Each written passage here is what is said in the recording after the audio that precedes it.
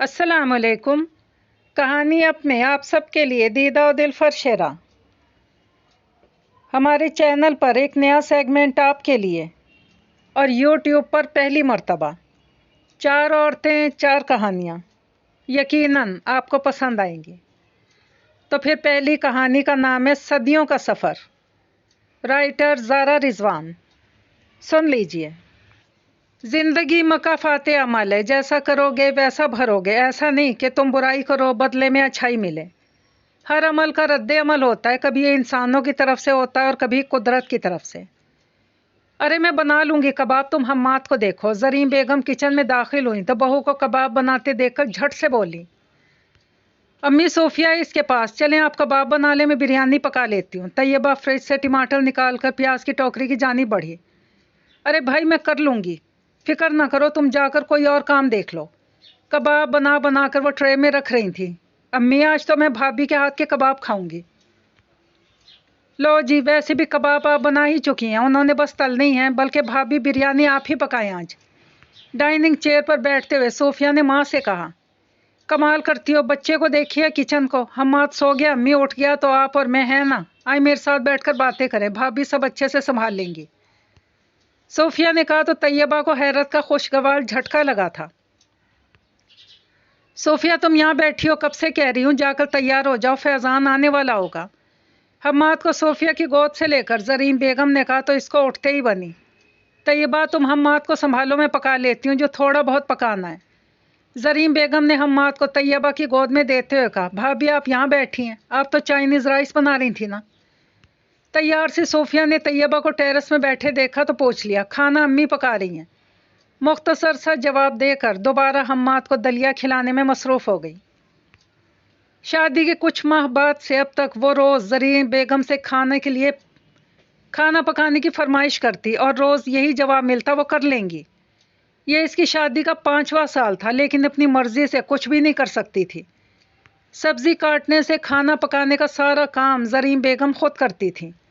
صفائی کے لیے ماسی آتی، جبکہ کپڑے دھونے کی ذمہ داری طیبہ نے لے لی کہ امی پر بوجھ نہ پڑے۔ ایک نند تھی صوفیہ، جس کو کوکنگ کا شوق تھا، کبھی کچھ اچھا پکانے کا شوق چڑھتا تو زرین بیگم چپ چاپ کچن اس کے حوالے کر دیتی۔ تب زرین بیگم کو بجٹ آؤٹ ہونے کی پرواہ ہوتی، نہ مسالوں کے کم زیادہ ہونے پر اعتراض۔ اس کے میکے سے کوئی ملنے آتا تو صوفیہ ہی اپنی ماں کے ساتھ کچن میں مصروف ہوتی۔ چائے بنانے، برتن دھونے کی ذمہ داری ہمیشہ کی طرح اسی کے سپرد کر دی جاتی تھی۔ صوفیہ کی شادی ہوئی تو اس کو لگا شاید اب حالات بدل جائیں گے، لیکن زرین بیگم کی روٹین نہ بدلی۔ ان کا ایک ہی جملہ ہوتا، یہی عمر ہوتی ہے آرام کرنے کی۔ 5 سال گزرنے کے بعد بھی وہ اپنی حیثیت کا تعین نہ کر پائی تھی۔ کیا ہوا امی، طبیعت تو ٹھیک ہے آپ کی؟ زرین بیگم کو سر پر دوپٹہ باندھ کر لیٹے دیکھا تو فکر مندی سے پوچھا، ہاں ٹھیک ہوں، بس یوں ہی لیٹ گئی، کمر سیدھی کرنے، بس اٹھ ہی رہی تھی دال چڑھانے۔ میں پکا لیتی ہوں امی، آپ فکر نہ کریں۔ انہیں اٹھتے دیکھا تو بولی، ارے آرام کیا کرنا، ساری رات آرام ہی کرتی ہوں، پھر بھی لیٹ جائیں، دال ہی تو ہے، میں پکا لیتی ہوں۔ ٹھیک ہے کہہ کر وہ دوبارہ لیٹ گئیں۔ ارے واہ، آج دال تو بہت مزے کی پکی ہے، کامران نے نوالا منہ میں رکھتے ہی کہا تو طیبہ کے چہرے پر مسکراہٹ بکھر گئی۔ ہاں اچھی پکی ہے، لیکن نمک تھوڑا زیادہ ہے، کم ڈالا کرو، ضرورت ہو تو اوپر سے بھی ڈالا جا سکتا ہے۔ طیبہ جی امی کہہ کر چپ رہ گئی تھی۔ آپ کو لگ رہا ہے امی نمک تو بالکل ٹھیک ہے، کامران نے کہا تو زرین بیگم مزید کچھ کہے بغیر کھانے میں مشغول ہو گئی تھی۔ کبریٰ آج اچھے سے صفائی کرنا، تمام فرنیچر پر مٹی کی گرد جمی صاف نظر آ رہی ہے۔ روز کہتی ہوں لیکن مجال ہے، کان پر جوں رینگتی ہو۔ کبریٰ اچھا بیگم صاحب کہہ کر دوبارہ ڈسٹنگ میں مصروف ہو گئی۔ امی آج چائنیز رائس، ٹکا بوٹی، نوڈلز اور نرگسی کوفتے پکا لیں کیا؟ صوفیہ کی نند پہلی بار آ رہی ہیں تو کیوں نہ کچھ الگ ہو جائے کھانے میں۔ ارے واہ بھائی، کیا سپر مینیو ہے، ویسے بھی کچھ دنوں سے چٹپٹا کھانے کا بڑا ہی دل کر رہا تھا۔ صوفیہ کے جانے کے بعد سے اب تک کھایا ہی نہیں، اور فیضان کو چائنیز رائس بہت پسند ہے۔ کوٹ کے بٹن بند کرتے ہوئے کامران نے کہا تو منع کرتے ہوئے زرین بیگم کو اجازت دیتے ہی بنی، بھابھی آج تو سب کچھ لاجواب تھا، بہت شاندار اہتمام کیا آپ نے، خاص کر میرے فیورٹ چائنیز رائس، کیا بات ہے۔ صوفیہ کو بھی اس کی ریسیپی بتا دیں۔ فیضان کی بات پر زرین بیگم کا دل بے چین ہوا۔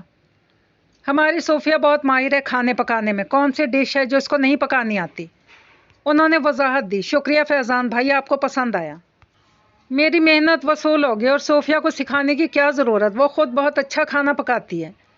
तैयबा ने रसान से जवाब दिया। टिक्का बोटी कैसे बनाई तैयबा? सोफिया की बड़ी नंद हुमैरा ने पूछा।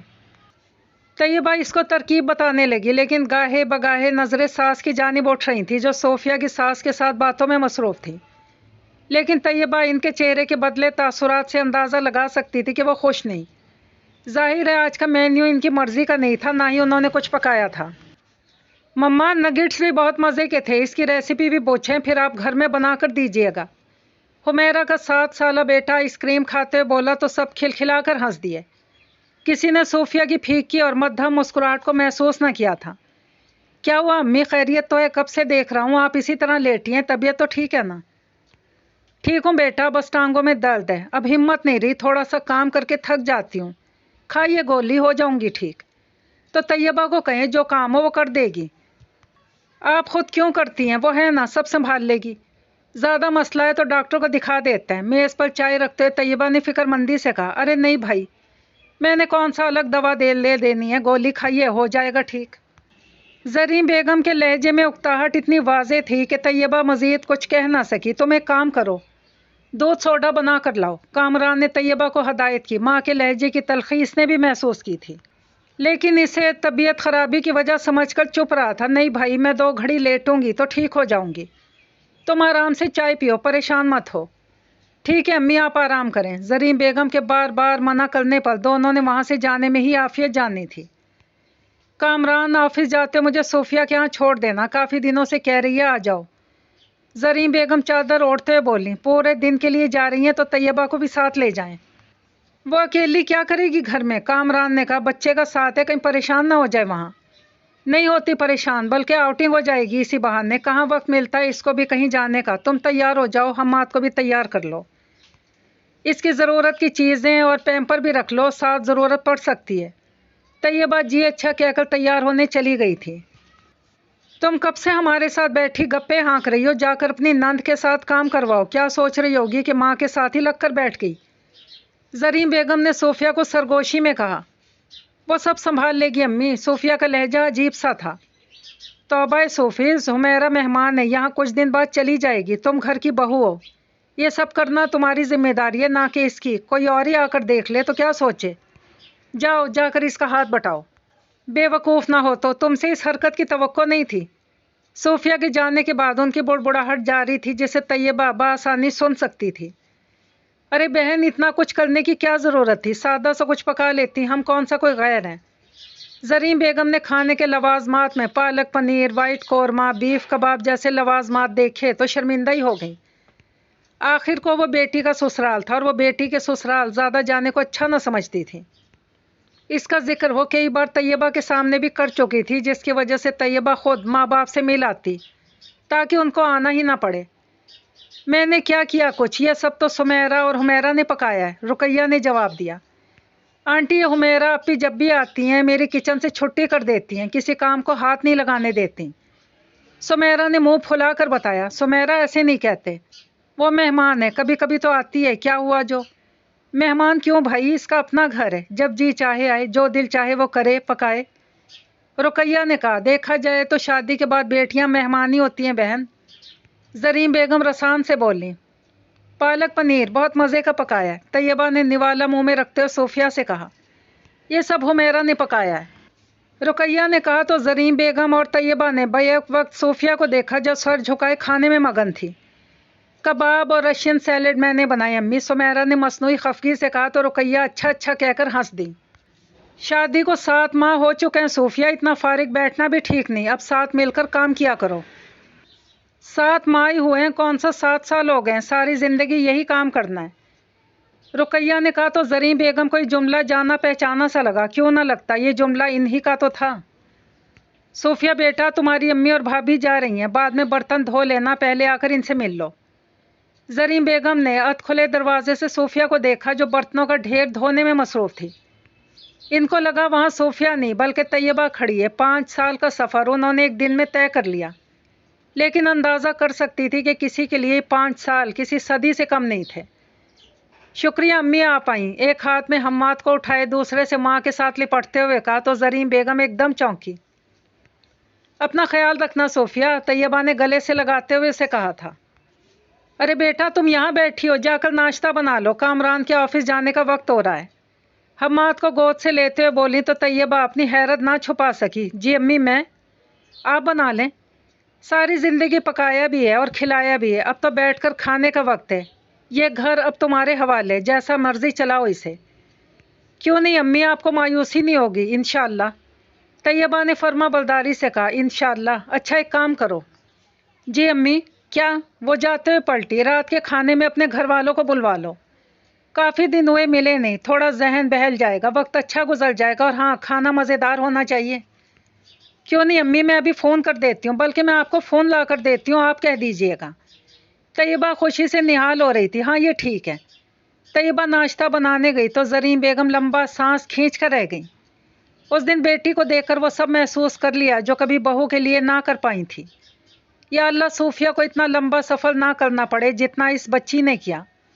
طیبہ تو بہت صابر ہے، جس نے اف تک نہیں کی، کبھی کامران کو بھڑکانے کی کوشش بھی نہیں کی، اس سے شکایت نہیں کی، نہ کبھی اپنے گھر والوں کو کچھ بتایا۔ اور صوفیہ، وہ تو ابھی سے ہمت ہار رہی ہے۔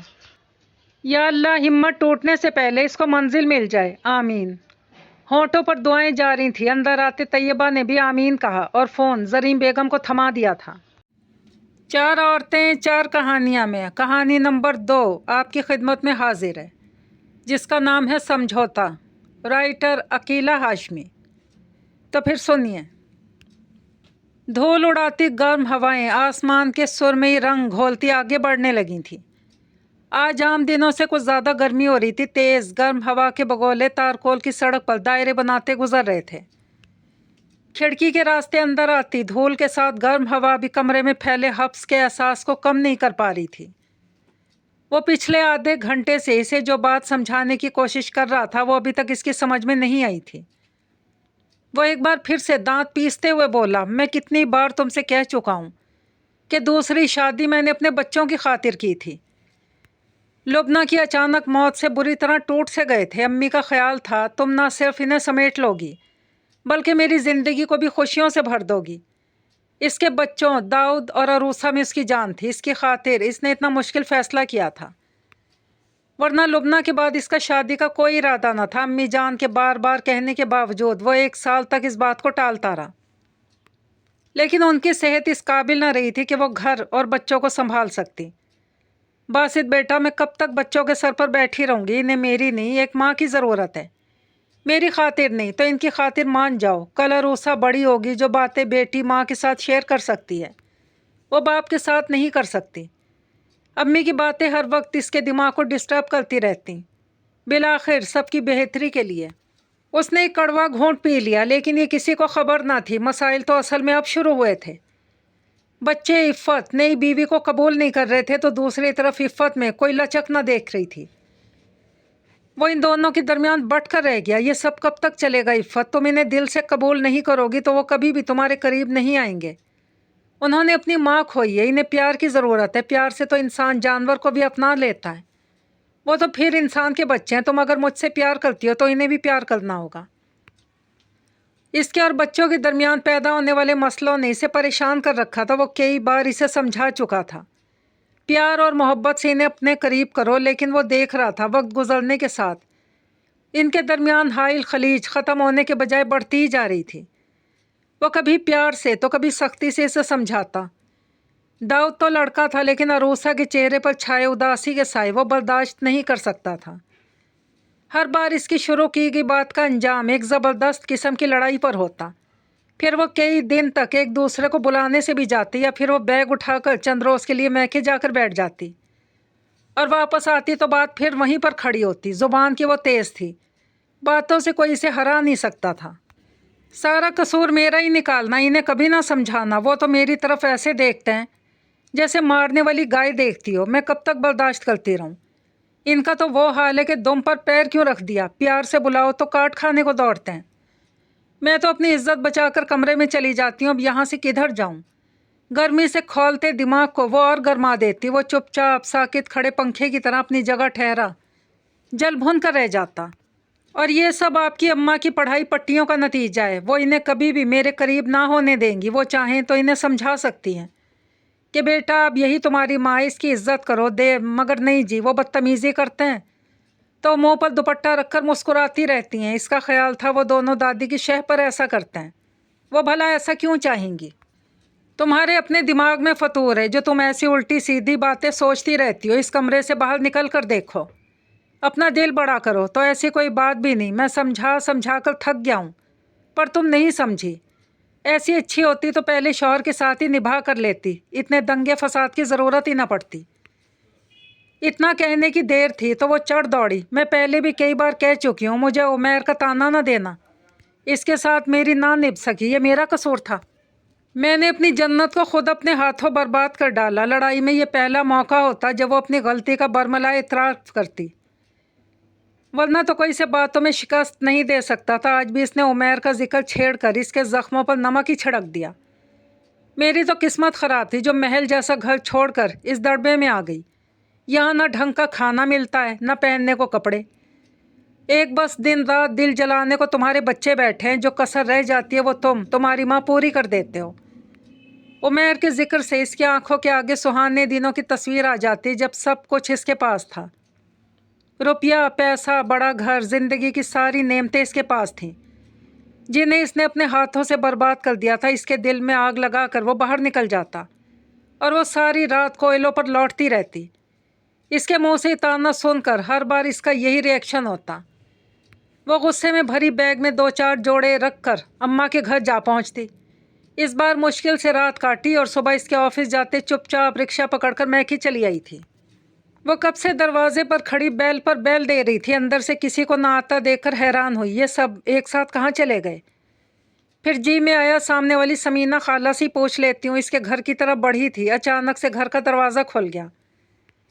دروازے کے دونوں پٹ کھولے زبیدہ خانم، اس کی امی، مندی مندی آنکھوں سے اس کی طرف حیرت سے دیکھ رہی تھی۔ امی کیسی ہیں؟ انہیں یوں بیزار سا چہرہ لیے اپنی طرف دیکھتا پا کر خود ہی آگے بڑھی۔ صبح صبح کا وقت تھا، شاید سو رہی تھی، اس لیے ان کا موڈ خراب تھا۔ وہ بھی تو بیل پر بیل دے رہی تھی۔ اسے اپنی غلطی کا احساس ہوا تو گرم جوشی سے آگے بڑھ کر ان کے گلے لگ گئی۔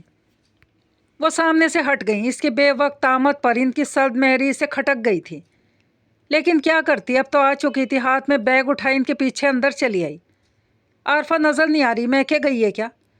گھر کے اندر ہر چیز بکھری پڑی تھی، بچے اور واصف جاتے ہوئے جو چیز جہاں پھینک کر گئے تھے وہ ساری چیزیں اسی حالت میں پڑی تھیں۔ ابھی شاید کام والی ماسی بھی نہیں آئی تھی اور وہ آن پہنچی تھی۔ دائیں بائیں جھانکتے اس نے بھابھی کا پوچھا، وہ کہاں جائے گی؟ اندر سو رہی ہے، بچوں کو اسکول بھیجنے کے بعد تھک جاتی ہے بیچاری، ماشاءاللہ سے 4 بچے ہیں، سب کو تیار کرنا، ان کے لیے لنچ بنانا، چھوٹی والی علیزے کو تو دانت بھی خود ہی صاف کرانے پڑتے ہیں۔ بہو کا ذکر کرتے ان کے چہرے پر رونق لوٹ آئی تھی، ورنہ دروازے پر اسے دیکھتے یوں منہ بنایا تھا جیسے طبیعت خراب ہو۔ بچے چلے جائیں تو میں اسے کہتی ہوں کہ جا کر تھوڑی دیر کے لیے سو جائے، صبح 7 بجے کی اٹھی ہوتی ہے۔ واصف کو ناشتہ میں خود بنا کر دے دیتی ہوں۔ ان کے لہجے سے بہو کے لیے شہد ٹپکتا دیکھ کر اسے غصہ آ گیا۔ امی آپ بھی نہ حد کرتی ہیں، بھلا ایسا بھی کہیں ہوتا ہے؟ شوہر کو آفس بھیجنا بیوی کی ذمہ داری ہے، آپ تو اس طرح اس کی عادتیں خراب کر رہی ہیں۔ انہیں اس عمر میں بہو کے نخرے اٹھاتا دیکھنا اسے بالکل بھی اچھا نہیں لگ رہا تھا۔ اے بی بی، اپنا فلسفہ اپنے گھر تک رکھ، مجھے مشورے دینے کی ضرورت نہیں، یہ میرا گھر ہے اور بہو کے ساتھ مجھے رہنا ہے، کیا اس سے پیار نہ کروں؟ میں کانوں کی کچی نہیں جو کسی کے پیچھے لگ کر اپنا گھر برباد کر لوں۔ چائے پانی کا پوچھنے کے بجائے وہ اس سے 2 ہاتھ کرنا شروع ہو گئیں۔ ان کا مزاج بگڑتا دیکھ کر اس نے فوراً پینترا بدلا، اچھا چھوڑیں، آپ کا گھر ہے اور آپ کی بہو، مجھے ان باتوں سے کیا لینا دینا، مجھے تو بھوک لگ رہی ہے، جلدی سے ناشتہ کرائیں۔ وہ صبح خالی پیٹ گھر سے نکل آئی تھی، اب تو پیٹ میں چوہے دوڑ رہے تھے۔ اس کی بات سن کر بنا کسی لگاوٹ کے بولی، وہ رہا کچن کا دروازہ، خود جا کر ناشتہ بنا اور مجھے بھی کروا، تو کوئی مہمان نہیں جو میں تیرے نخرے اٹھاتی پھروں۔ انہیں کرسی پر بیٹھتا دیکھ کر اس سے چادر اتار کر کچن کا رخ کرنا ہی پڑا۔ اور سن، ناشتہ بنا لے تو عارفہ کے کمرے میں بھی جھانک کر دیکھ لینا، وہ جاگ گئی ہو تو وہ بھی ہمارے ساتھ ہی ناشتہ کر لے گی۔ اپنی عزت افزائی پر ملامت کرنے کے بجائے وہ فریج سے آٹا نکال کر روٹیاں پکانے لگی۔ روٹیاں پکائی، سالن گرم کر کے ٹیبل پر رکھا تو عارفہ بھی جمائیاں لیتی ہوئے کمرے سے باہر آ گئی۔ ارے آپا، آپ اتنی صبح؟ خیریت تو تھی؟ نہ سلام نہ دعا، اس کی اتنی صبح نازل ہونے پر حیرت کا اظہار کر کے باتھ روم میں گھس گئی۔ जल्दी आ जाओ बेटा, नाश्ता ठंडा हो जाएगा।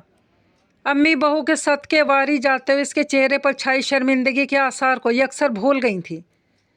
आरफा ने सालन का डोंगा अपनी तरफ सरकाया तो इसने भी एक रोटी जहर मार कर ही ली। क्या बात है आरफा, मुझे तुम्हारी तबीयत कुछ ठीक नहीं लग रही। वो एक रोटी खाने के बाद दूसरी की तरफ हाथ बढ़ा रही थी और अम्मी को इसके चेहरे पर कमज़ोरी नज़र आ रही थी।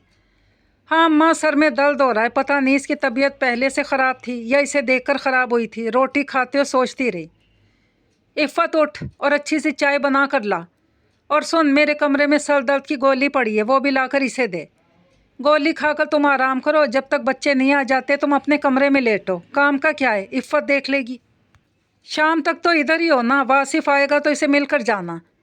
वो अम्मी की फुर्तियों पर हैरान होती किचन में चाय का पानी रखने आ गई थी। आरफा चाय पीकर फिर से कमरे में बंद हो गई। काम वाली मासी को शायद इसकी आमद की भनक पड़ गई थी, इसने भी आज छुट्टी कर ली। इसका इंतज़ार करना बेकार था। अम्मी से बर्तन लेकर घर की सफाई तक अब सारे काम इसके ज़िम्मे ही अम्मी ने लगा दिए। सफाई करके बैठी तो दाल चावल पकाने के लिए थमा दिए। सारे काम ख़त्म करके आई तो वो असर की नमाज़ पढ़कर फारिग हो रही थी। वो आराम की नीयत से बेड पर लेट गई थी। शाम को दफ्तर से घर जाते हो बासी तुम्हें ले तो जाएगा ना। वो भी बेड पर कमर भी सीधी ना कर पाई थी कि अम्मी की आवाज़ पर उठकर बैठ गई। अभी इसे आए चंद घंटे भी ना हुए थे और वो इसके जाने की फ़िक्र में मुब्तला हो रही थी। वो बासित से लड़कर आई थी। चंद रोज़ यहाँ रहने का इरादा था और वो इसे शाम को ही चलता करना चाहती थी। इससे पहले कोई कुछ और पूछती वो बोल पड़ी, बासित मुझे लेने नहीं आएगा, कल रात मेरा इससे झगड़ा हो गया था, मैं इससे नाराज़ होकर आई हूँ। इसने नज़रें चुरा कर एक ही सांस में अपनी आमद का मकसद बयान कर दिया। हैं, लड़कर आई है, मैं पहले ही तुझे कई बार कह चुकी हूँ। अपनी इस गज़ भर की ज़ुबान को अब काबू में रखना सीख ले। जाए नमाज समेटते हुए वो ससुराल में बिछाई। इसकी चालों की सारी बिसात लपेटने लगी थी। शादी कोई गुड्डे गुड्डी का खेल नहीं होता। जब जी चाहा घर बसाया, जब चाहा बर्बाद कर दिया। मैं तो समझती थी एक बार अपना घर बर्बाद करके तुझे अकल आ गई होगी। पहले उमैर में दुनिया की सारी बुराइयां थी, अब बासित भी अच्छा नहीं। खराबी इनमें नहीं, तेरे दिमाग में है। माँ को यूं अपने ऊपर जूतों समेत चढ़ाई करता देखकर इसे वो वक्त याद आ गया जब वो उमैर से लड़कर आई थी। इस वक्त तो अम्मी ने इसे हाथों हाथ लिया था। हाँ, अब तो मुझे ही बुरा कहेंगी, इसे कोई नहीं पूछता। इसकी माँ और बच्चों ने मेरा जीना हराम कर रखा है। इसकी वही बेवज़न दलील, घर वाले मुझे नहीं जीने देते। ए चुप कर जा, मेरी ज़ुबान ना खुलवा, रहम कर दे मुझ पर। ना बुढ़ापे में मेरे सफ़ेद बालों में खाक डलवा। जिन्होंने गुजारा करना हो ना, हर हाल में गुजारा कर जाती हैं। उनकी कैंची की तरह चलती ज़ुबान कौन पकड़ सकता था। इस महंगाई के दौर में मेरे बच्चे ने इस बार भी पूरी शान व शौकत के साथ तुझे इस घर से रुखसत किया था। लाखों रुपया खर्च कर दिया। क्या इसलिए तेरी शादी की थी कि तू चौथे महीने फिर वापस आकर यहाँ हमारे सीने पर मूंग डले? कुछ शर्म कर ले, महंगाई ने पहले ही बहुत परेशान कर रखा है। घर में खाने वालों की कमी नहीं, ऊपर से तू भी आ गई। इनकी बातें सुनकर वह सर झुकाकर सोच में पड़ गई। ऐसे लगने लगा सारा कसूर इसी का हो। न वो अपना घर छोड़ कर आती, न इनकी इतनी बातें सुनने को मिलती। तेरे पीछे लगकर मैंने अपनी माँ जाई बहन खो दी। आपा कितना मेरा ख्याल रखती थी, तो इनके घर गई तो मेरी बहन मुझसे नाराज़ हो गई। आरफा बता रही थी कि आपा ने उमैर की फिर से शादी कर दी। इसकी बीवी बहुत अच्छी है। आती इसे अल्लाह ने चांद जैसा बेटा भी अता कर दिया। एक तो थी, ना तुझसे उमैर राज़ी था, ना आपा को कोई खुशी दी तूने। इस बेटी के हाथों उन्होंने अपनी सगी बहन खो दी थी। वो अब भी अपना घर नहीं बसा पा रही थी। हाँ, आपकी बहन बहुत अच्छी थी, अब रह रह के आपको इसकी याद सताती है। थोड़ा सा मिनमिनाई तो ज़ुबैदा खानम शेरनी की तरह दहाड़ी। खबरदार, मेरे आगे ज़ुबान चलाई तो जानती नहीं है मुझे। एक बार मुझसे गलती हो गई थी, अब वो गलती मैं दोबारा नहीं दोहराऊंगी। वो जैसे फ़ौरन किसी नतीजे पर पहुंचते हुए बोली, चल उठ, मैं भी इसी वक्त तुझे तेरे घर छोड़ कर आऊँगी। अलमारी से अपनी चादर लेने को मुड़ी। इन्हें तैयार होता देखकर वो हैरत से बोली, ऐसी भी क्या जल्दी है, चली जाऊँगी। आप तो डंडा ही लेकर मुझे घर से निकाल रही हैं। कल चली जाऊँगी, एक रात तो रहने दें। इसने उन्हें टोका। चादर ओढ़कर इसके करीब आई। उठ उठ, अब देर हो गई तो फिर कभी अपने घर न जा सकेगी। उन्होंने इसे बाजू से उठाकर खड़ा कर दिया। ना चाहते हुए भी इसे अपनी जगह से उठना पड़ा। करीब पड़ी चादर ओढ़कर वो तैयार होती अपना बैग उठाकर घर से बाहर आ गई। अम्मी इसके पीछे पीछे आई। बड़ी एहतियात से बैरूनी दरवाजे को लॉक करके वो बिल्डिंग की सीढ़ियाँ उतरकर नीचे आ गईं। आरफा सो रही थी। इसके उठने से पहले इसे इफ़्फ़त को उसके घर छोड़कर वापस आना था। धूल उड़ाता आसमान आंधी की जद में आने को तैयार खड़ा था। हवा बिल्कुल बंद थी। वो अम्मी के साथ सड़क के किनारे रिक्शे के इंतज़ार में खड़ी धुआं धुआं आसमान का उदास मंजर देख रही थी। सुबह इधर आते इस मेहरबान सड़क ने कैसे इसे अपनी ममता की गोद में समो लिया था, और अब दिन ढलते वही सड़क किसी बेरहम सौतेली माँ की तरह इसे जलती रेत पर चला रही थी। रिक्शा रुक चुका था। वो अम्मी के बराबर बैठी अब अपने घर की तरफ जा रही थी। जुबैदा खानम चुपचाप इसके साथ बैठी दाएं हाथ से तस्बीह के दाने गिरा रही थी। उनके चेहरे पर इस वक्त बला का सुकून था। उनकी समझ में अब ये बात अच्छी तरह आ चुकी थी। बेटी का घर इसकी माँ ही आबाद रखती है। वो समझौता करे तो बेटी भी हर रिश्ते से समझौता करना सीख जाती है।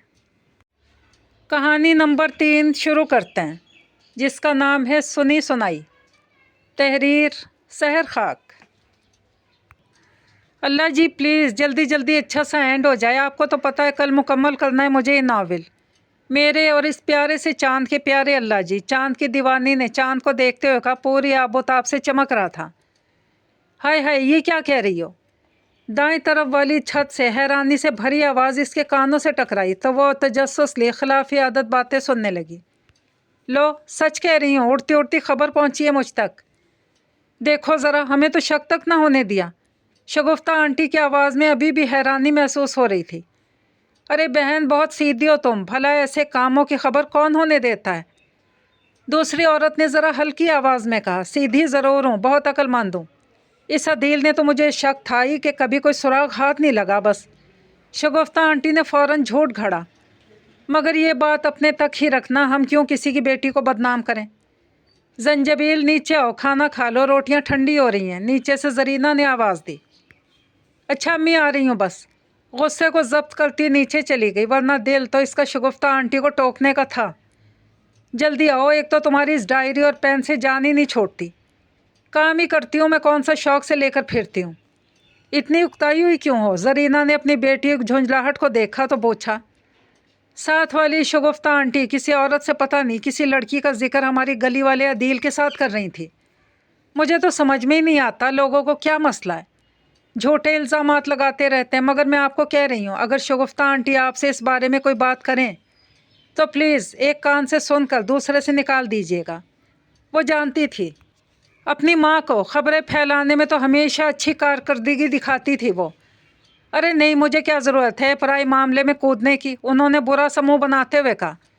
वैसे कढ़ी ज़्यादा मज़े की बनी आज। जंजबील ने अपनी बात का असर ज़ाहिर करने के लिए माँ की तारीफ़ की। क्यों, पहले अच्छी नहीं बनती थी? नहीं, पहले भी अच्छी बनती थी, मगर आज ज़्यादा अच्छी बनी है। हाँ, वो दही कल का था। ज़रा वो बाउल में कढ़ी तो डाल दो, मैं शगुफ्ता को दे आऊँ, इसे पसंद है। जंजबील ने इस बात पर माँ को एक्सरे मशीन की नज़र से देखा। घूर क्यों रही हो? हमसाए के घर कोई चीज़ देना जुर्म तो नहीं? चीज़ देना नहीं है, मगर जो आप करने जा रही हैं वो जुर्म है, बल्कि गुनाह है, वो भी बहुत बड़ा। और अभी तो आप कह रही थी आपको कोई ज़रूरत नहीं पराए मामले में कूदने की।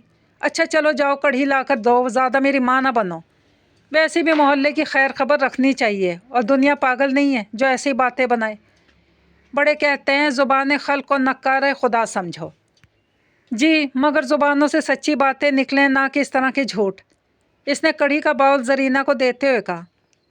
4 कहानियाँ क्या लिख ली? तुम्हारा तो दिमाग ही ख़राब हो गया। माँ की तरबियत करने लग गई हो तुम। दरवाज़ा बंद कर लो, मैं आती हूँ घंटे में। उन्होंने गेट का लॉक खोलते हुए कहा। या अल्लाह जी, अम्मी की आदत ख़त्म कर दें। मुझे बिल्कुल जहर लगती है इनके टोह लेने और बातें फैलाने वाली आदत। अरे जरीना बाजी आप, शगुफ्ता ने खौफज़दा सी होकर कहा। कहीं हमारी बातें सुन तो नहीं ली इसने? दिल ही दिल में सोचा। क्यों, मैं नहीं आ सकती? तुम तो ऐसे कह रही हो जैसे मैं पहली बार आई हूँ तुम्हारे घर। नहीं नहीं, ऐसी बात नहीं, बस ऐसे कह दिया, आप बुरा ना माने। शगुफ्ता ने अपने वहमों को झटकते हुए कहा। नहीं, मैं अपनी छोटी बहन की बात का बुरा क्यों मनाने लगी? कढ़ी लाई हूँ तुम्हारे लिए। ये तो बहुत अच्छा किया आपने, मेरा भी दिल कर रहा था, मगर इस गर्मी के डर से तो मुझसे बनाई ही नहीं गई। चलो, तुम्हारे नसीब की थी तो तुम तक पहुँच गई। वैसे मैं तुमसे कुछ पूछने भी आई थी। जरीना ने राजदाराना अंदाज में कहा। यह अदील वाला क्या मामला है? زرینہ کی اس بات پر تو شگفتہ کا منہ کھلا کا کھلا رہ گیا، حونکوں کی طرح زرینہ کو دیکھنے لگی۔ ارے میں نے کون سا کوئی انوکھا سوال پوچھ لیا جو تم سوچ میں پڑ گئیں؟ ہاں نہیں، سوچ میں تو نہیں پڑی، آپ کو کیسے پتہ چلا؟ شگفتہ نے ہکلاتے ہوئے کہا، سب کو پتہ چل گیا تو مجھے بھی معلوم ہو گیا۔ زرینہ کا انداز اور سوال شگفتہ کی سمجھ سے بالا تر تھے۔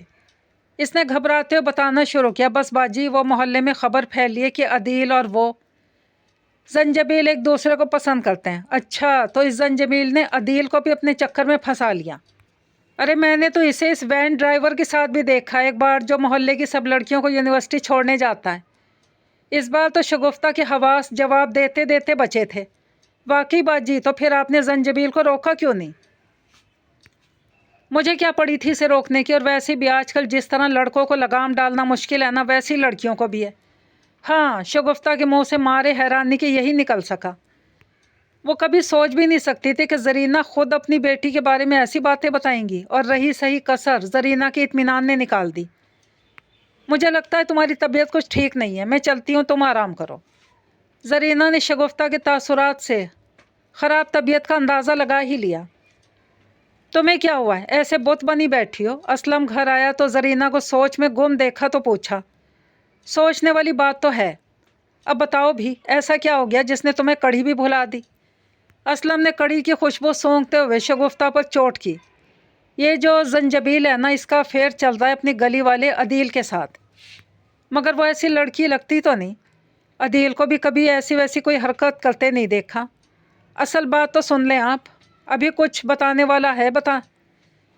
اصل حیرانی والی بات یہ ہے کہ ابھی زرینہ باجی آئی تھی کڑھی دینے، اور مجھ سے خود زنجبیل اور عدیل کے متعلق پوچھنے لگی۔ میں نے تو ڈلتے ڈلتے بتایا کہ محلے میں یہ بات پھیلی ہے، انہیں کوئی غصہ نہیں آیا، نہ کوئی واویلا کیا، بلکہ مجھے خود بتا کر گئی ہیں کہ وہ تو اس وین ڈرائیور سے ہی ملتی ہے باہر۔ بات تو حیرانی والی ہے، مگر چھوڑو، آج کل سب چلتا ہے، تم جا کر کھانا لاؤ، مجھے بھوک لگی ہے۔ اچھا لا رہی ہوں، مگر آپ نہ کسی سے ذکر کیجیے گا، خواہ ہمارا نام آ جائے گا۔ اچھا جاؤ، نصیحتیں نہ کرو۔ شگفتہ چلی گئی۔ وہ جانتی تھی کہ اسلم کو بتانے کا نتیجہ اس بات کا صبح تک محلے کے مردوں میں جنگل کی آگ کی طرح پھیل جانا ہی تھا۔ چند دن گزرنے کے ساتھ ساتھ زنجبیل کے بارے میں پھیلی افواہ بہت سی زبانوں اور کانوں سے گزر گئی۔ زرینہ خود ہی اپنی بیٹی پر لگائے بہتانوں سے انجان اس کی مہندی کی تیاریوں میں مصروف تھی۔ مہندی کی تقریب میں بھی زنجبیل کی باتیں ہو رہی تھی، تبھی لڑکے والوں کے مہندی لے کر آنے کا شور مچ گیا۔ وہ زنجبیل کے بارے میں ہونے والی چہم گوئیاں کا سلسلہ کچھ دیر کے لیے تھم ہی گیا، اور زنجبیل کے ہونے والے سسرالیوں اور دولہے کے متعلق باتیں شروع ہو گئیں۔ بیچارہ لڑکا، اسے کیا پتا کیسی لڑکی اس کے گلے باندھی جا رہی ہے۔ ہاں، سراسر دھوکہ دے رہی ہیں ماں بیٹی مل کر۔ ویسے یہ عدیل نہیں آیا کیا؟ میں تو آئی تھی کہ کوئی نہ کوئی تماشا تو ضرور ہوگا۔ شگفتہ آ کر جھوٹی خبر دینے والی عورت نے اس سے کہا، بیٹھا ہوگا کہیں کسی اور لڑکی کے ساتھ، کون سا جوگ لے کر بیٹھنے والوں میں سے ہے۔ یہ بھی ہے، دونوں نے ہاتھ پر ہاتھ مارتے دبی آواز میں کہا لگاتے ہوئے کہا، چلو آؤ زنجبیل کی تصویریں لیتے ہیں، عدیل کی ماں کو دکھائیں گے۔ زنجبیل خوبصورت غرارے کے ساتھ قمیض پہنے فریش پھولوں سے سجے جھولے پر بیٹھی بہت خوش اور حسین لگ رہی تھی۔ حال کے دوسرے حصے میں کسی لڑکے نے فلک کو مٹھائی کھلاتے ہوئے زنجبیل اور وین ڈرائیور کے بارے میں ہلکا سا اشارہ دیا تو وہ اٹھ کر اپنے باپ کے پاس آیا۔ ابو، زنجبیل اچھی لڑکی نہیں ہے۔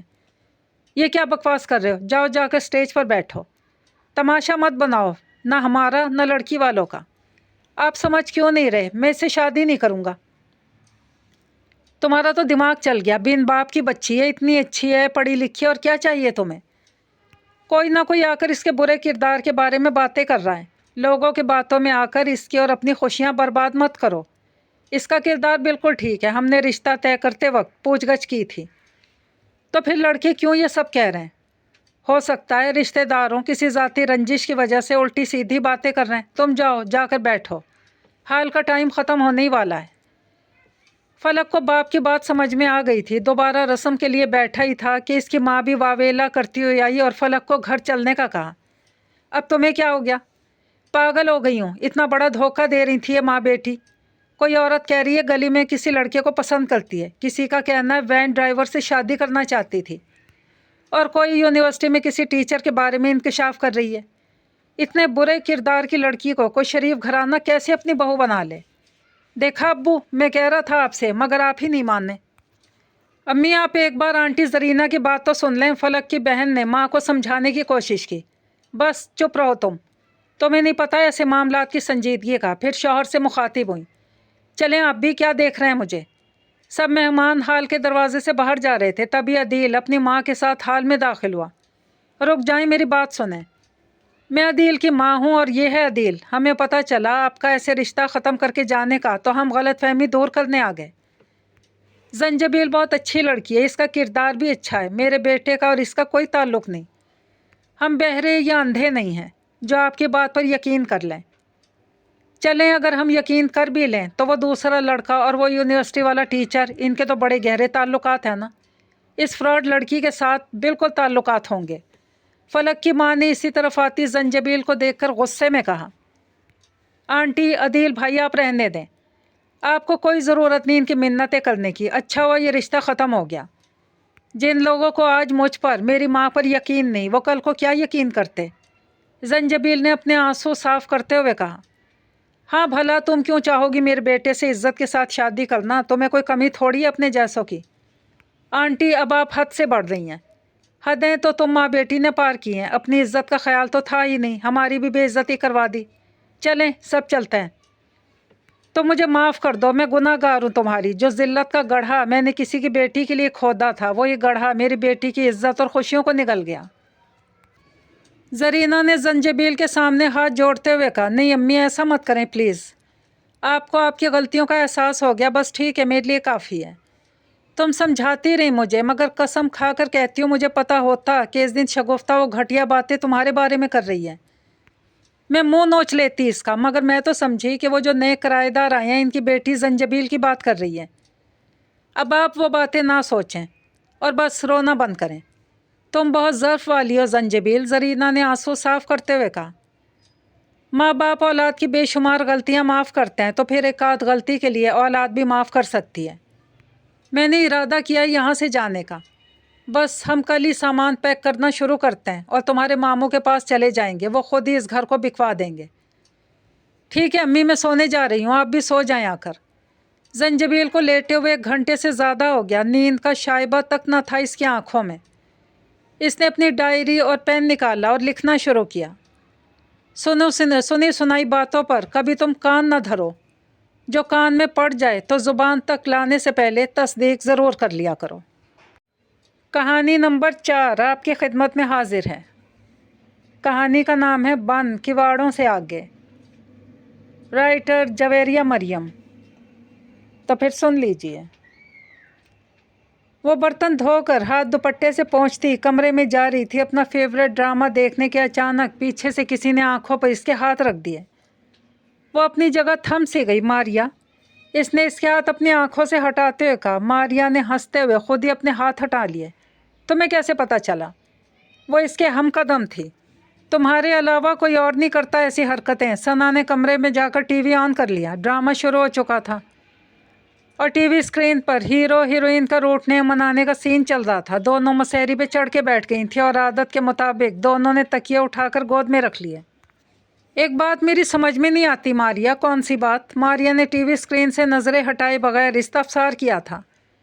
یار یہ ایکٹرز جب کوئی بات کرتے ہیں تو ایک دوسرے سے دوسری سائڈ پر منہ کیوں کر لیتے ہیں؟ اب دیکھو نا، اب یہ دونوں برابر میں کھڑے ہیں۔ ہیروئن نے معذرت کی شروعات کی ہے اور ادھر ہیرو صاحب شوخے تکبرانہ انداز میں ٹہلتا ذرا سا فاصلہ رکھ کر دوسری سائڈ پہ منہ کر کے بات کر رہا ہے۔ ماریا بے ساختہ ہنسی تھی۔ مجھے تو خود نہیں پتا، تمہیں کیا بتاؤں؟ میں ایک بات سوچا کرتی تھی ماریا، ثنا نے دھیمی آواز میں کہا تھا اور ماریا نے اس کے آگے ہاتھ جوڑ دیے۔ خدا کے لیے مجھے سکون سے ڈرامہ دیکھ لینے دو، پھر بتا دینا کہ کیا سوچا کرتی تھی۔ مگر وہ ثنا ہی کیا جو اپنی بات پوری کیے بغیر چپ ہو جائے۔ اس نے اپنی بات جاری رکھی۔ اب یہ ڈراموں والے ہیرو اصلی زندگی میں کیا کرتے ہوں گے؟ یہ بس ڈراموں کی دنیا میں ہی ایسے ہوتے ہیں۔ ماریا نے اسے قہر آلود نظروں سے گھورا تھا۔ وہ کانوں پہ ہاتھ بھی نہیں رکھ سکتی تھی کہ اسے صرف ڈرامہ دیکھنا ہی نہیں تھا، سننا بھی تھا۔ اب میری سوچ بدل گئی ہے، یہ ہیرو اصل زندگی میں بھی ہوتے ہیں، بس بات اپنی اپنی قسمت کی ہوتی ہے۔ تم چپ نہیں ہو سکتی تھوڑی دیر؟ ماریا جھنجلا گئی تھی۔ ماریا نے اس کے آگے ہاتھ جوڑ دیے۔ اس دفعہ وہ چپ بھی ہو گئی اور محویت سے ڈرامہ دیکھنے لگی۔ ہاں اب بکو۔ جیسے ڈرامہ ختم ہوا اس نے روئے سخن ثنا کی طرف کیا۔ قسمت چاندنی میں بھیگ گئی ہے میری، اس نے اپنی کزن اور پکی دوست کو اپنا ہمراز بنایا تھا۔ مجھے تمہارے طور طریقوں سے شک ہو گیا تھا کہ کوئی انہونی ہو گئی ہے تمہارے ساتھ، اسی لیے ہواؤں میں اڑتی پھرتی ہو۔ ماریا نے بغیر چونکے بغیر حیران ہوئے کہا تو ثنا کھسیا سی گئی تھی۔ خیر کون ہے وہ؟ ماریا نے سنجیدگی سے استفسار کیا تھا۔ وہ یونیورسٹی کا چاکلیٹی ہیرو شہرام یزدانی۔ ماریا بے ساختہ ہنسی تھی اور پھر ہنستی ہی چلی گئی۔ ہنس ہنس کے اس کی آنکھیں آنسوؤں سے بھر گئی تھیں۔ ثنا حونک پن سے اسے گھور رہی تھی۔ ویسے یار تم نے پوچھا نہیں اس محلوں کے شہزادے سے کہ اسے کٹیا میں جھانکنے کا کیسے شوق ہوا؟ ماریا کے الفاظ میں توہین تھی لیکن لہجے میں نہیں۔ تم مجھے کٹیا کی رہنے والی کہہ رہی ہو؟ اپنی طرف دیکھو، بالکل ایسا ہی 3 مرلے کا کچا مکان تمہارا بھی ہے۔ ثنا کھسیانی ہو کر اس پر چلائی تھی۔ ہاں تو کیا میں نے کہا کہ میں محلوں کی رانی ہوں؟ ماریا نے اس کی آنکھوں میں جھانکا تھا جن میں خوابوں کی فلک بوس عمارتیں تعمیر ہو چکی تھی۔ وہ میری غربت سے باخبر ہے ماریا، اس نے نظریں چرا کر کہا تھا۔ پھر بھی اس نے تمہارے ساتھ محبت کا دعویٰ کیا؟ ماریا نے سابقہ انداز میں پوچھا تھا۔ میں نے ہی کب کہا مجھ سے محبت کا دعوے دار ہے؟ اس کے انداز یہی بتاتے ہیں کہ وہ مر مٹائے مجھ پر۔ ثنا نے کہا تو ماریا کی ہنسی پھر بے ساختہ نکلی تھی۔ ماریا تم میرا مذاق اڑائی جا رہی ہو۔ ایسی ہوتی ہیں دوستیں اور کزن۔ ثنا اس پہ بگڑی تو اس نے بمشکل اپنی ہنسی کنٹرول کی تھی۔ میں مذاق نہیں اڑا رہی، حقیقت بتا رہی ہوں تمہیں۔ اور محترمہ ثنا جہاں زیب صاحبہ، تم اتنی بے وقوف نکلو گی یہ میرے وہم و گمان تک میں نہ تھا۔ خیر ابھی بھی زیادہ دیر نہیں ہوئی، پلٹ آؤ یہیں سے واپس۔ زیادہ دور جا کر ٹھوکر کھائی تو واپسی کے سفر میں آپ لاپا ہو جاؤ گی۔ ماریا نے بہت سنجیدگی سے اسے سمجھایا تھا۔ ضروری نہیں، ہر انسان ان راستوں پر چل کر ٹھوکر ہی کھائے، کچھ لوگ واقعی مقدر کے سکندر ہوتے ہیں۔ مجھے یقین ہے ان کی لسٹ میں میرا نام بھی شامل ہے۔ ثنا کا یقین سے پر لہجہ ماریا کے دل کو ہلا سا گیا۔ اس کے کس بات کس انداز نے تمہیں اس خوش فہمی میں مبتلا کیا کہ شہرام یزدانی جیسا امیر کبیر انسان ثنا جہاں زیب جیسی غریب ترین لڑکی کی محبت میں مبتلا ہو چکا ہے؟ ماریا تو مجھے بار بار غربت کا دانا دے رہی ہو۔ تانا نہیں ثنا، میں تمہیں حقیقت بتانا چاہ رہی ہوں جسے تم فراموش کر چکی ہو۔ خیر مجھے بتاؤ ایسا کیا دیکھ لیا تم نے شہرام یزدانی میں کہ تم اس پاگل پن؟ ماریا میں نے دوست اور کزن سمجھ کر تمہیں ہمراز بنایا اور تم یوں میری توہین کر رہی ہو۔ میں کہہ رہی ہوں نا کہ وہ ایک اچھا لڑکا اور مجھ سے محبت کرتا ہے تو تمہیں یقین کرنا چاہیے۔ یہ جو میں فیشن ڈیزائننگ کا ڈپلومہ کرنے کا پلان بنا رہی ہوں نا یہ میرا نہیں ہے بلکہ شہرام مجھے پلان دے چکا ہے۔ وہ کہتا ہے کہ تم آگے بڑھو، روشنی دکھانا میرا کام ہے۔ وہ مجھے اپنے ہم قدم دیکھنا چاہتا ہے۔ جب میں نے اسے بتایا تھا کہ میں ایک غریب باپ کی بیٹی ہوں اور اس یونی میں صرف اپنی محنت کے بل بوتے پر پہنچی ہوں تو وہ اتنا متاثر ہوا تھا مجھ سے، کہہ رہا تھا ایسے لوگوں کا تو میں پرستار ہوں جو پیسے سے نہیں محنت اور لگن سے آگے بڑھتے ہیں۔ میرا تعلیمی ریکارڈ دیکھ کر تو وہ حیران ہو گیا، کہنے لگا ذہانت کے میدان میں تو مجھ سے بہت آگے کھڑی ہو ثنا، میں چاہتا ہوں کہ لائف میں بھی تم مجھ سے آگے بڑھ جاؤ۔ اس کے بعد درشتی سے کاٹ کر ثنا بولتی چلی گئی تھی اور ماریا حیران اور بے یقین سے ہو کر اسے گھور رہی تھی۔ آ گیا یقین یا آنکھوں دیکھا ثبوت چاہیے؟ تو مسکرا دی۔ میری دعا ہے کہ وہ واقعی تمہارے ساتھ مخلص ہو، کوئی چال چھال نہ ہو اس کی اس سب میں۔ ایسا نہیں ہے، اللہ کرے ایسا نہ ہی ہو، ماریا نے سچے دل سے کہا۔ تبھی فرحت بیگم سبزی کا شاپر ہاتھ میں لیے کمرے میں داخل ہوئی تھی۔ ثنا بیٹا پکڑو یہ سبزی۔ غضب خدا کا، آگ لگائی ہوئی ہے سبزیوں کے ریٹ میں۔ جو چیز 8 دن پہلے 50 کی تھی وہ 150 کی مل رہی ہے۔ اماں پھر کدو لے آئیں، میں نے کہا بھی تھا کدو مت لانا، دل اوب گیا میرا۔ ثنا نے ماں کے ہاتھ میں کدو دیکھ کر منہ بس ہو رہا تھا اٹھ کر ان کے ہاتھ سے شاپر لے لیا۔ غنیمت سمجھو جو مل رہا ہے، ورنہ اتنی مہنگائی ہو گئی ہم جیسوں پہ تو فاقے اتر آئیں گے۔ فرحت مسیری پہ ٹک گئی تھی۔ ثنا ان کے لیے پانی لے آئی تھی۔ ماریا تمہاری امی کی طبیعت کیسی ہے؟ 2 دنوں سے جانا ہی نہیں ہوا، بخار کم ہوا کہ نہیں؟ اب تو آرام ہے تائی اماں، ٹائیفائیڈ نے تو ہماری فیملی کا پیچھا ہی لے لیا، ابا کو چمٹ گیا اماں سے نکل کر۔ اللہ خیر کرے بیٹا، ہم غریبوں سے تو بیماریاں دور ہی رہیں تو بہتر ہے، ہمارے پاس 2 وقت کا کھانا ہی پورا ہو جائے تو بہت ہے، دواؤں کے پیسے کہاں سے لائیں؟ ماریا نے فرحت کی ہاں میں ہاں ملائی تھی۔ اماں آپ بے فکر ہو جائیں، سمجھیں برا وقت ہماری زندگیوں سے ختم ہی ہو گیا، اچھا وقت دستک دے رہا ہے، میں ہوں نا۔ پڑھائی، ارے تم نے 2-3 سالوں میں سسرال چلے جانا ہے۔ फरहत खोखली हंसी हंसी और सना गहरा सांस लेकर चुप हो गई थी। तभी सुबह से शाम तक खुले रहने वाले दरवाजे से मारिया से छोटी नादिया मारिया को पुकारती हुई अंदर दाखिल हुई थी। मैं तो भूल ही गई थी, अम्मा ने अचार के लिए भेजा था। सना जल्दी से अचार दो मुझे। सना इसकी बौखलाहट पे हंसती इसके लिए अचार लेने अंदर चली गई। वो शहराम की तलाश में यूनी में फिर रही थी। यार ये किस टाइप की लड़की को तुमने अपने पीछे लगा लिया? कम से कम अपना स्टैंडर्ड तो देखकर ऐसा काम किया करो। कौन? किसकी बात कर रहे हो? शहराम ने चौंक कर पूछा था। सना और कौन? इतराती फिरती है कि शहराम मुझ पर मर मिटा है। मैं मर मिटाऊँ? तुम्हारा दिमाग ख़राब तो नहीं हो गया कहीं? ये मैंने इससे या किसी से भी कब कहा है? तुम मेरे दोस्त हो, क्या तुम्हें इतना भी मेरे मुतालिक नहीं पता? तुम अच्छी तरह जानते हो ख़वातीन की दिल से इज़्ज़त करता हूँ। अगर लड़कियों से मेरी हाय हेलो है भी तो सिर्फ ज़ुबानी कलामी या इनकी हेल्प करने के लिए।